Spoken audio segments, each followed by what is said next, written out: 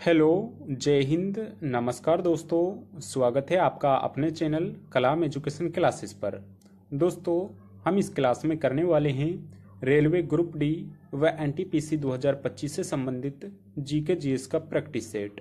दोस्तों, हम इस क्लास में उन क्वेश्चनों को करवाने वाले हैं जो कि दोस्तों हाल ही में रेलवे के एग्जाम्स में ट्रेंड में बने हुए हैं। इसलिए दोस्तों क्लास आपके लिए बहुत ज़्यादा इम्पोर्टेंट होने वाली है। तो चलिए दोस्तों अपनी क्लास को शुरू करते हैं।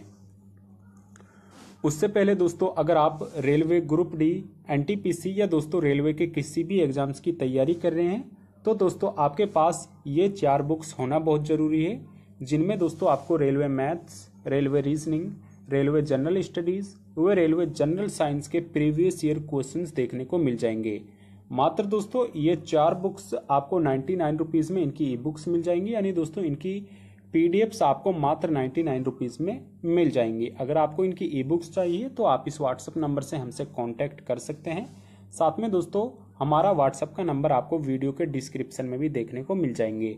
साथ ही में दोस्तों ये बुक्स हिंदी व इंग्लिश वर्जन दोनों में अवेलेबल है, जिसमें आप लेना चाहते हो आपको उन्हीं दोनों में दोस्तों ये मिल जाएगी। तो चलिए दोस्तों अब अपनी क्लास को शुरू करते हैं। दोस्तों हमारी क्लास का पहला क्वेश्चन है, हाल ही में राष्ट्रपति द्रौपदी मुर्मू ने कितने लोगों को भारत रत्न से सम्मानित किया है।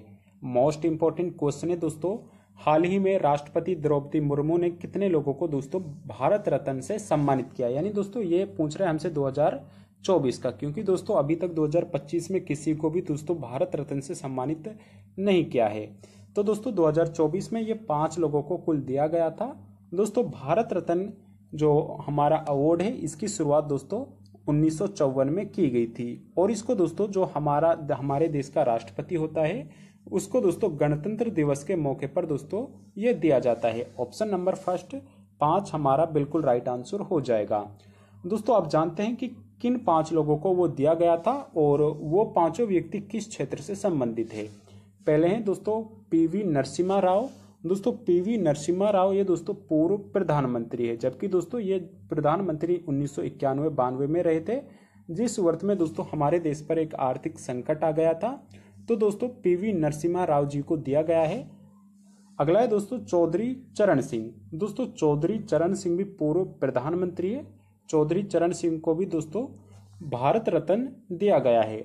अगला है दोस्तों एम एस स्वामीनाथन। ये इसको दोस्तों कृषि के लिए दिया गया है। एम एस स्वामीनाथन ये दोस्तों एक कृषि वैज्ञानिक है। मोस्ट इंपॉर्टेंट है दोस्तों पीवी नरसिम्हा राव, चौधरी चरण सिंह, एम एस स्वामीनाथन। चौथा है दोस्तों कर्पूरी ठाकुर। दोस्तों कर्पूरी ठाकुर जी बिहार के 2 बार मुख्यमंत्री रह चुके हैं और इनको दोस्तों 2024 में भारत रत्न दिया गया था। दोस्तों अभी आपसे 2024 का ही डाटा पूछेगा, क्योंकि दोस्तों लेटेस्ट में अभी किसी को ये दिया नहीं गया है। अगला है दोस्तों पूर्व उप प्रधानमंत्री और भाजपा के वरिष्ठ नेता लाल कृष्ण आडवाणी। दोस्तों लाल कृष्ण आडवाणी जी को भी दोस्तों भारत रत्न दिया गया है। तो ये दोस्तों कुल 5 व्यक्ति थे। 5 ही दोस्तों आपके लिए मोस्ट इंपॉर्टेंट है, आप इनका स्क्रीनशॉट भी रख सकते हैं। दोस्तों भारत रत्न देश का सर्वोच्च नागरिक पुरस्कार है और असाधारण और उल्लेखनीय सेवाओं के लिए दोस्तों प्रदान किया जाता है। दोस्तों भारत रत्न है ये दोस्तों हमारे भारत देश का सबसे बड़ा नागरिक सम्मान है, इसलिए दोस्तों ये मोस्ट इंपॉर्टेंट हो जाता है। आपको इन 5 लोगों के दोस्तों नाम व इनके क्षेत्र याद रखने हैं कि ये किस क्षेत्र से जुड़े हुए हैं। अगला है दोस्तों खेल में संगठन फीला किससे संबंधित है। इंपॉर्टेंट है दोस्तों, हाल ही में आरपीएफ एसआई में ये क्वेश्चन पूछा गया है। दोस्तों इनमें से फीला संगठन किससे संबंधित है। ऑप्शन है दोस्तों पानी पीलो यानी वाटर पोलो से, या दोस्तों वजन उठाना वेट लिफ्टिंग से, या दोस्तों वाइंड सर्फिंग से, या दोस्तों हो जाएगा कुश्ती से। तो दोस्तों जो फीला है ये दोस्तों कुश्ती से संबंधित है। ऑप्शन डी बिल्कुल राइट आंसर हो जाएगा। दोस्तों फीला संगठन का संबंध दोस्तों रेसलिंग से हो जाएगा। दोस्तों अगर हम बात करें विश्व कुश्ती संघ की, यूनाइटेड वर्ल्ड रेसलिंग की, तो दोस्तों कुश्ती के खेल के लिए अंतरराष्ट्रीय शासी निकाय है। यह ओलंपिक और विश्व चैंपियनशिप में कुश्ती का नियमन करता है, यानी दोस्तों नियम बनाता है। इसकी स्थापना वर्ष 1912 में फेडरेशन इंटरनेशनल डेट लुट्स एसोसिएशन फीला के नाम से की गई थी। वर्ष 2014 में इसका नाम बदलकर यूनाइटेड वर्ल्ड रेसलिंग कर दिया गया है, जिसका मुख्यालय दोस्तों कोर्शियर सुरवेवे लोजेन स्विट्जरलैंड में स्थित है। दोस्तों मोस्ट इंपॉर्टेंट आपके लिए ये लाइन है, कृपया कर इनको एक बार जरूर देख लेना, अगर हो सके तो इनका स्क्रीनशॉट भी जरूर ले लें। अगला क्वेश्चन है, निम्नलिखित में से कौन सा वन्यजीव अभ्यारण्य मध्य प्रदेश में स्थित है। दोस्तों इनमें से आपको पहचान करनी है कि कौन सा जो वन्यजीव अभ्यारण्य है वो दोस्तों मध्य प्रदेश राज्य में स्थित है। पहला है दोस्तों मानस वन्यजीव अभ्यारण्य, बोरी वन्यजीव अभ्यारण्य, बांदीपुर राष्ट्रीय उद्यान या दोस्तों इंद्रावती टाइगर रिजर्व। दोस्तों अगर हम मानस वन्यजीव अभ्यारण्य की बात करें तो ये दोस्तों असम से हो जाएगा। कहाँ से दोस्तों, इसका संबंध असम से हो जाएगा। बांदीपुर ये दोस्तों कर्नाटक से हो जाएगा। दोस्तों हमारे क्वेश्चन का राइट आंसर हो जाएगा ऑप्शन नंबर बी, बोरी वन्यजीव अभ्यारण्य। दोस्तों बोरी वन्यजीव अभ्यारण्य ये दोस्तों मध्य प्रदेश राज्य में स्थित है। दोस्तों अगर हम कुछ अन्य यहाँ पर इसके फैक्ट्स की बात करें तो बोरी वन्यजीव अभ्यारण्य मध्य प्रदेश के होशंगाबाद जिले में स्थित है। यह 518 किलोमीटर के क्षेत्रफल में फैले सबसे पुराने आरक्षित वनों में से एक है। यहाँ मुख्य रूप से शेर, तेंदुआ और चीतल को संरक्षित किया गया है। यानी दोस्तों बोरी वन्यजीव जो अभ्यारण्य है इसमें जो मुख्य रूप से पाए जाते हैं वो दोस्तों शेर हो गया, तेंदुआ और चीतल इसमें पाया जाता है। नोट, वर्तमान में 567 वन्यजीव अभ्यारण्य और 106 राष्ट्रीय उद्यान, 55 टाइगर रिजर्व भारत में। ये दोस्तों आपके लिए मोस्ट इंपॉर्टेंट लाइन है, इनको एक बार जरूर देख लें। आप चाहे ये मत पढ़े, लेकिन दोस्तों ये आपके लिए मोस्ट इंपॉर्टेंट है। वर्तमान में दोस्तों भारत में 567 वन्यजीव अभ्यारण्य है, 106 राष्ट्रीय उद्यान है तथा दोस्तों 55 हमारे देश में दोस्तों टाइगर रिजर्व स्थित है। मोस्ट इंपॉर्टेंट है दोस्तों, इसका स्क्रीनशॉट ले ले, या दोस्तों आपको इसकी पीडीएफ हमारे टेलीग्राम पर मिल जाएगी। टेलीग्राम का लिंक भी आपको वीडियो के डिस्क्रिप्शन में देखने को मिल जाएगा। अगला क्वेश्चन है, आंध्र प्रदेश का लोक नृत्य क्या है। दोस्तों इनमें से एक लोक नृत्य आंध्र प्रदेश राज्य से संबंधित है, आपको उसी की दोस्तों पहचान करनी है और बताना है कि वो दोस्तों आंध्र प्रदेश का कौन सा है। दोस्तों ऑप्शन है पाखुपिला, खांटम, ओटल थेडल या दोस्तों चेरोकन। तो दोस्तों इनमें से आंध्र प्रदेश से संबंधित हो जाएगा ओटम थेडल। दोस्तों ओटम थेडल ये दोस्तों आंध्र प्रदेश राज्य से दोस्तों संबंधित हो जाएगा।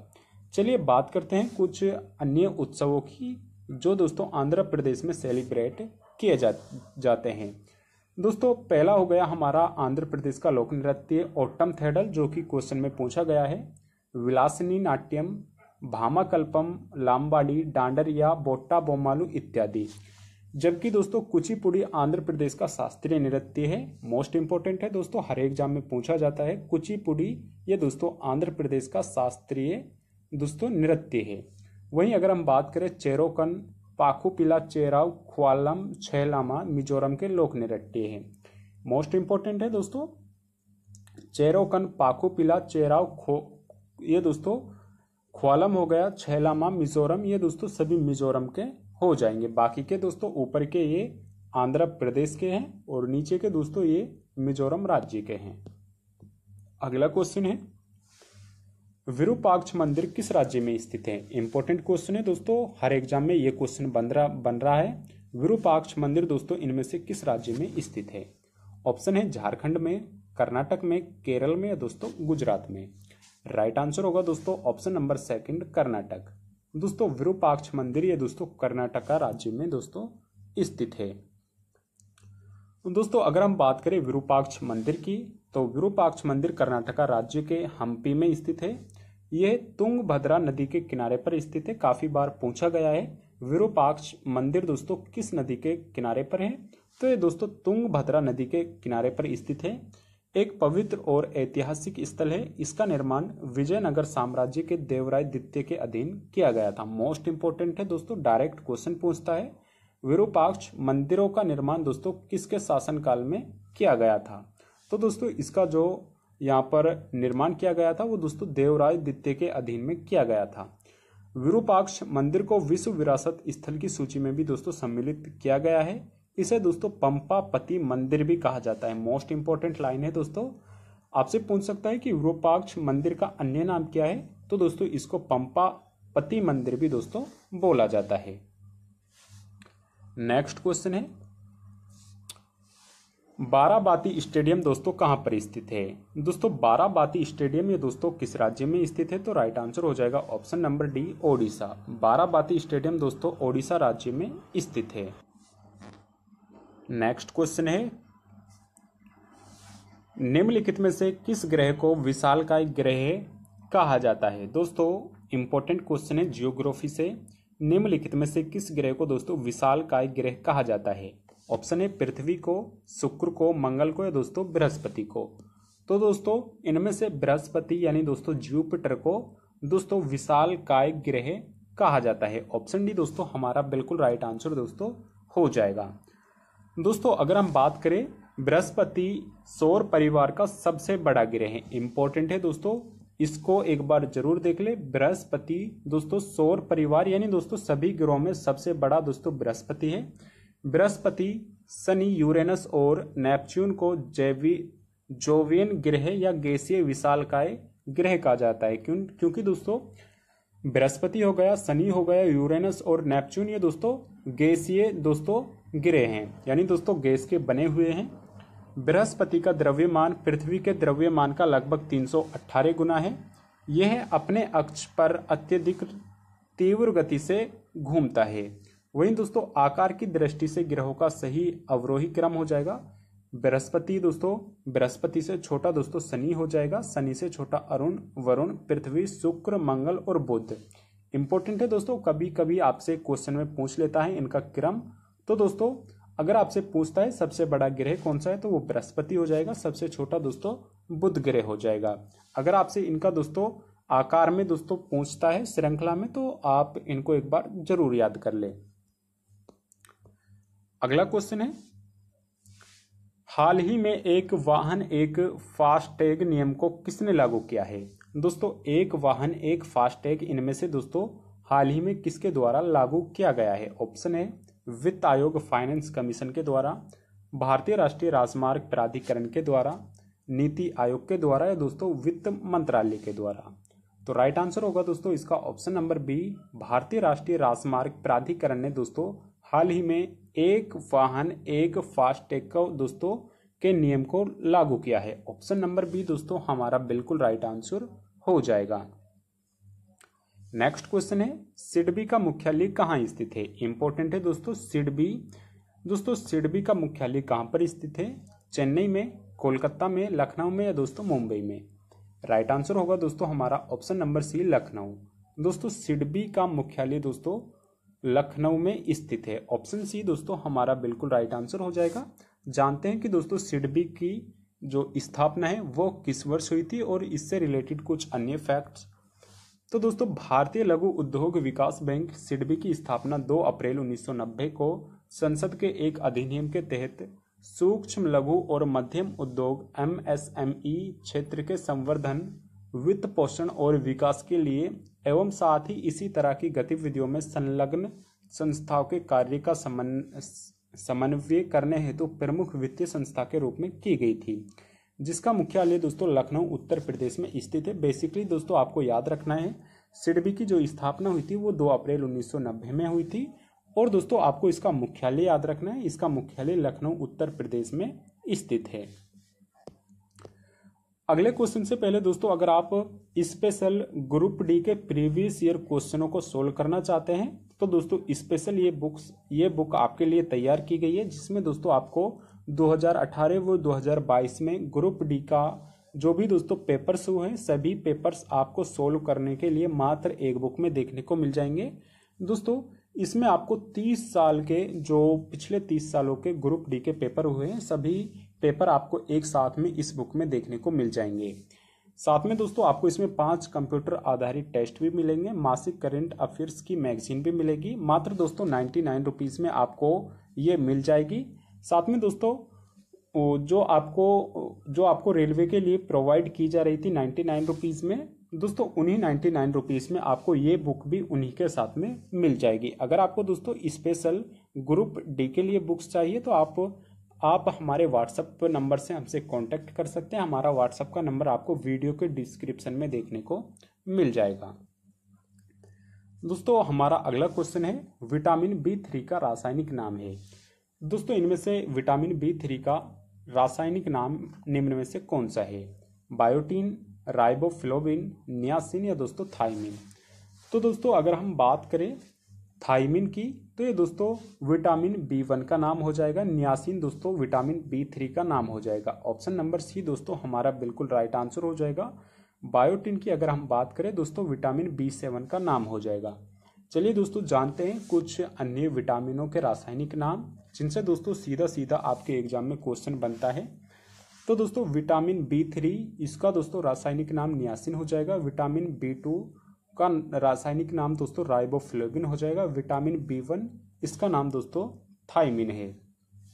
विटामिन B7 ये दोस्तों बायोटिन हो जाएगा। आपको दोस्तों याद रखने हैं, मोस्टली यहीं से आपसे क्वेश्चन पूछा जाता है, तो इनको एक बार आप जरूर देख लेना।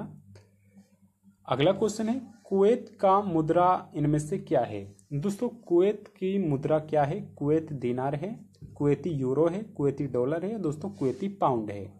दोस्तों राइट आंसर होगा इसका ऑप्शन नंबर फर्स्ट कुवैती दिनार। दोस्तों कुवैत की जो मुद्रा है वो दोस्तों विश्व की सबसे बड़ी मुद्रा है। कह सकते हैं कि दोस्तों जिसकी जो जैसे हम दोस्तों कंपेयर करते हैं डॉलर से अपने रुपये को, तो दोस्तों हमारे जो रुपये की कीमत है वो डॉलर से काफ़ी कम है। वहीं दोस्तों जो कुवैती दीनार है उसकी जो दोस्तों अगर हम डॉलर से कंपेयर करें तो दोस्तों विश्व में सबसे जो बड़ी मुद्रा है वो दोस्तों कुवैत की है। इसलिए दोस्तों इंपॉर्टेंट हो जाता है, आपको याद रखना है। अगला क्वेश्चन है पांचवी पंचवर्षीय योजना की अवधि इनमें से क्या थी? दोस्तों डायरेक्ट यही क्वेश्चन आपको आपके एग्जाम में देखने को मिलने वाले हैं। बेसिकली दोस्तों यही क्वेश्चन आपको किसी न किसी शिफ्ट में देखने को मिल जाएगा।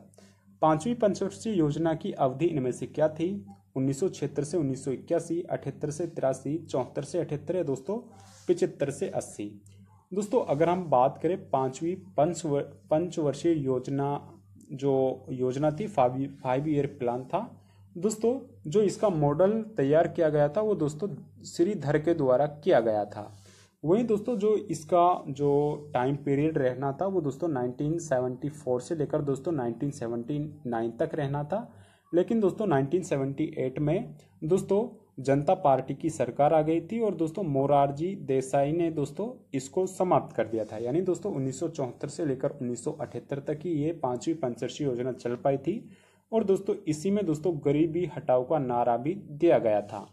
साथ में दोस्तों 1975 में दोस्तों इसी में दोस्तों आपातकाल भी लगाया गया था। इसलिए दोस्तों पांचवी पंचवर्षीय योजना आपके लिए मोस्ट इम्पोर्टेंट हो जाती है। दोस्तों पांचवी पंचवर्षीय योजना की अवधि 1974 से 1978 तक थी। इस योजना का उद्देश्य गरीबी का उन्मूलन करना तथा आत्मनिर्भरता प्राप्ति करना था।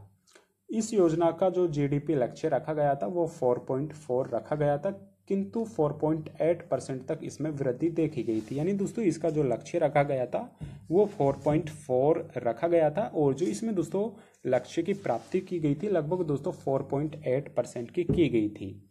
इसलिए दोस्तों पांचवी पंचवर्षीय योजना आपके लिए मोस्ट इंपॉर्टेंट है। अगला क्वेश्चन है दोस्तों ऋग्वेद क्या है?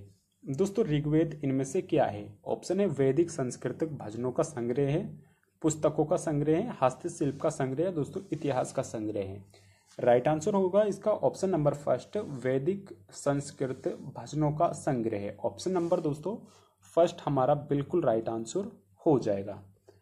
दोस्तों अगर हम बात करें ऋग्वेद तो दोस्तों ऋग्वेद चारों वेदों में सबसे प्राचीन है। इसमें मंत्रों का संकलन है। दोस्तों आपसे क्वेश्चन पूछेगा कि मंत्रों का संकलन कौन से वेद में दिया गया है, तो दोस्तों इसी तरह के आपके क्वेश्चन बनेंगे जिसे यज्ञों के अवसर पर देवताओं की स्तुति के लिए ऋषियों द्वारा संग्रहित किया गया था। ऋग्वेद के कुल मंत्रों की संख्या 10,000 से अधिक है। इसमें 10 मंडल 1028 सूक्त है। ऋग्वेद की रचनाओं को पढ़ने वाले ऋषि को होत्र कहा जाता है। इंपॉर्टेंट लाइन है दोस्तों, एक बार जरूर पढ़ लेना क्योंकि यहीं से आपके एग्जाम में क्वेश्चन बनेंगे। अगला क्वेश्चन है चड्ढा कप किस खेल से संबंधित है? इंपॉर्टेंट है दोस्तों, चड्ढा कप इनमें से किस खेल से संबंधित है? ऑप्शन है बैडमिंटन से, शतरंज से, फुटबॉल से या दोस्तों गोल्फ से। तो दोस्तों चड्ढा कप दोस्तों बैडमिंटन से संबंधित है। ऑप्शन नंबर फर्स्ट दोस्तों बिल्कुल राइट आंसर हो जाएगा। जानते हैं दोस्तों बैडमिंटन से संबंधित कुछ अन्य कप्स की। दोस्तों चड्ढा कप भारत में बैडमिंटन से संबंधित है। यह एक राष्ट्रीय बैडमिंटन टूर्नामेंट है। बैडमिंटन खेल से संबंधित कप और ट्रॉफी।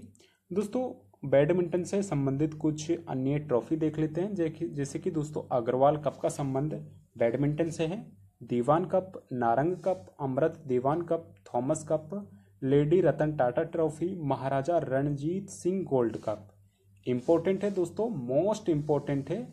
अगर मैं आपको बताऊं तो इसका स्क्रीनशॉट जरूर ले ले और दोस्तों इसको एक बार रिवाइज जरूर कर लेना, क्योंकि दोस्तों किसी न किसी आपकी एक शिफ्ट में यहीं से क्वेश्चन 100% देखने को मिलने वाला है। अगला क्वेश्चन है, माउंट एवरेस्ट पर चढ़ने वाली पहली महिला दिव्यांग का नाम बताइए। दोस्तों माउंट एवरेस्ट पर चढ़ने वाली पहली महिला दिव्यांग का नाम बताइए। ऑप्शन है दोस्तों अरुणिमा सिन्हा, पूर्णा मालवत, अंशु जाम सेनपा या दोस्तों प्रेमलता अग्रवाल। राइट आंसर होगा दोस्तों option number first Arunima Sinha. दोस्तों अरुणिमा सिन्हा माउंट एवरेस्ट पर चढ़ने वाली पहली दिव्यांग महिला है। दोस्तों इन्होंने ये चढ़ाई सन 2013 में की थी। कई बार दोस्तों आपसे यहाँ पर उसका ईयर भी पूछ लेता है, इसलिए दोस्तों 2013 में श्री अरुणिमा सिन्हा ने दोस्तों माउंट एवरेस्ट को फतेह किया था। दोस्तों जुड़े कुछ अन्य फैक्ट्स देखते हैं। अरुणिमा सिन्हा 2013 में माउंट एवरेस्ट पर चढ़ने वाली दुनिया की पहली विकलांग महिला है। वह अंटार्कटिका की सबसे ऊंची चोटी माउंट विंसन पर चढ़ने वाली पहली विकलांग महिला भी है। मोस्ट इंपोर्टेंट है दोस्तों क्वेश्चन। दोस्तों माउंट एवरेस्ट से तो बनेगा ही, लेकिन दोस्तों क्वेश्चन यहां से भी बनेगा। अंटार्कटिका की सबसे ऊंची चोटी माउंट विंसन पर चढ़ने वाली पहली दिव्यांग महिला कौन थी? तो दोस्तों वो भी अरुणिमा सिन्हा ही जी थी। मोस्ट इंपोर्टेंट है। अगला क्वेश्चन है, हाल ही में एसीसी पैरा कैनो एशियाई चैंपियनशिप 2024 में किस भारतीय ने 2 स्वर्ण पदक जीते? मोस्ट इंपोर्टेंट है दोस्तों, हाल ही में एसीसी पैरा कैनो एशियाई चैंपियनशिप 2024 में किस भारतीय ने 2 स्वर्ण पदक जीते हैं? ऑप्शन नेहा अग्रवाल ने, प्राची यादव ने, अनुष्का भारद्वाज ने, दोस्तों लक्ष्मी ओबराय ने। तो दोस्तों राइट आंसर होगा इसका option number second, Prachi Yadav ने दोस्तों हाल ही में एसीसी पैरा कैनो एशियाई चैंपियनशिप 2024 में दोस्तों स्वर्ण पदक जीते हैं। प्राची यादव दोस्तों बिल्कुल राइट आंसर हो जाएगा। दोस्तों अगर हम बात करें प्राची यादव ने टोक्यो जापान में आयोजित ACC para canoe Asian championship 2024 में 2 स्वर्ण पदक जीते हैं। प्राची को साल 2023 में अर्जुन पुरस्कार से भी सम्मानित किया गया है। दोस्तों क्वेश्चन यहीं से बनेगा, क्योंकि जो अभी आपका एग्जाम हो रहा है तो उसमें जो पूछ रहा है, जो ट्रेंड में चल रहा है, वो लास्ट के 2-3 साल पहले के करंट अफेयर्स पूछ रहा है। यानी दोस्तों 2023 में प्राची यादव को दोस्तों अर्जुन पुरस्कार से भी सम्मानित किया जा चुका है और दोस्तों 2024 में इन्होंने दोस्तों 2 स्वर्ण पदक भी जीते हैं, इसलिए इम्पोर्टेंट आपके लिए रहने वाला है। अगला क्वेश्चन है, निम्नलिखित में से कौन भारतीय संविधान की प्रस्तावना का हिस्सा नहीं है? दोस्तों इनमें से कौन सा वो शब्द है जो कि भारतीय संविधान की प्रस्तावना का हिस्सा नहीं है? ऑप्शन है लिबर्टी, समानता, न्याय या दोस्तों प्रावधान। तो दोस्तों हमारे जो देश की जो भारतीय संविधान की प्रस्तावना है उसमें दोस्तों लिबर्टी का भी प्रयोग हुआ है, इक्विलिटी का भी दोस्तों, न्याय का भी, लेकिन दोस्तों प्रावधान जैसा शब्द उसमें सम्मिलित नहीं है। ऑप्शन डी ही दोस्तों हमारा बिल्कुल राइट आंसर हो जाएगा। दोस्तों अगर हम बात करें भारतीय संविधान की प्रस्तावना संविधान सभा द्वारा 26 नवंबर 1949 को अपनाया गया था और 26 जनवरी 1950 को लागू हुआ।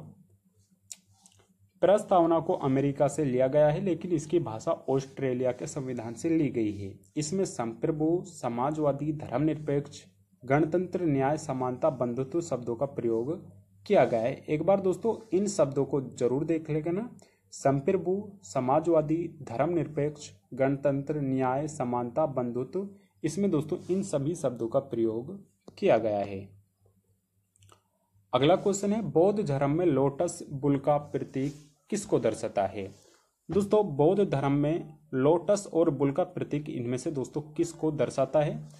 ऑप्शन है जन्म बर्थ को, मित्रता यानी फ्रेंडशिप को, विवाह को या दोस्तों मृत्यु को। तो दोस्तों लोटस और बूल ये दोस्तों जन्म के प्रतीक है। ऑप्शन नंबर फर्स्ट जन्म के प्रतीक दोस्तों हमारा बिल्कुल राइट आंसर हो जाएगा। दोस्तों बौद्ध धर्म में कमल और बेल का प्रतीक है जन्म से। इंपॉर्टेंट है दोस्तों, डायरेक्ट क्वेश्चन पूछता है। बौद्ध धर्म में कमल और बेल का प्रतीक दोस्तों जन्म से संबंधित है। अश्व यानी दोस्तों घोड़े का प्रतीक महाभिनिष्क्रमण त्याग से हो जाएगा। बोधि वृक्ष का प्रतीक दोस्तों ज्ञान प्राप्ति से है। और चक्र यानी दोस्तों पहिए का प्रतीक धर्म चक्र परिवर्तन से हो जाएगा। इंपॉर्टेंट है दोस्तों, मोस्ट इंपॉर्टेंट है, जरूर देख लेना एक बार। वहीं दोस्तों हमारी क्लास का अगला क्वेश्चन है, किस वर्ष में हाइडे स्पेस की लड़ाई आयोजित की गई थी। दोस्तों किस वर्ष में हाइडे स्पेस की लड़ाई आयोजित की गई थी, इसी को दोस्तों झेलम का युद्ध बोला जाता है। दोस्तों कई बार इसको वितस्ता का युद्ध भी बोल दिया जाता है। तो दोस्तों हाइडे स्पेस की जो लड़ाई हुई थी वो दोस्तों 326 ईसा पूर्व में लड़ी गई थी। ऑप्शन नंबर बी दोस्तों हमारे बिल्कुल राइट आंसर हो जाएगा। दोस्तों अगर हम इसकी बात करें तो हाइडे स्पेस की लड़ाई को झेलम के युद्ध के नाम से भी दोस्तों जाना जाता है। यह युद्ध पोरस और सिकंदर के बीच 326 ईसा पूर्व में लड़ा गया था, जिसमें यूनानियों की जीत हुई थी और पोरस ने दोस्तों आत्मसमर्पण कर दिया था। क्वेश्चन यही पूछा जाता है कि जो हाइडे स्पेस का युद्ध था वो किन किन के मध्य में दोस्तों लड़ा गया था। वहीं दोस्तों हमारी क्लास का अंतिम क्वेश्चन है, असम का राज्य पक्षी क्या है। इसका दोस्तों आपको आंसर कमेंट बॉक्स में करके बताना है। वहीं दोस्तों क्लास पसंद आई है तो इसको एक लाइक जरूर करिएगा। वह चैनल पर नए हैं तो चैनल को सब्सक्राइब भी जरूर करिएगा। वहीं दोस्तों अगर आपको दोस्तों रेलवे संबंधित नोट्स चाहिए तो आप हमारे व्हाट्सएप नंबर से कांटेक्ट कर सकते हैं। हमारा व्हाट्सएप का नंबर आपको वीडियो के डिस्क्रिप्शन में देखने को मिल जाएगा। धन्यवाद।